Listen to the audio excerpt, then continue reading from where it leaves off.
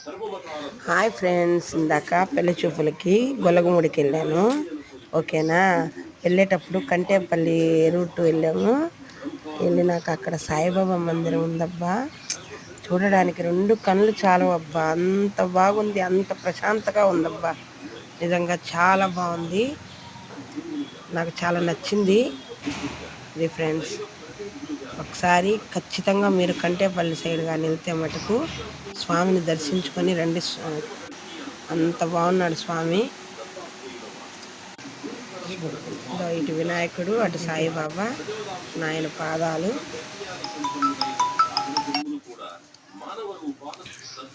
సావడి అది పల్లకి, నాయనుడు ఇది ఉయ్యాల, నాయన్ని పడుకోబెట్టున్నారు. నేను కూడా వెళ్ళి అలా ఊపాను.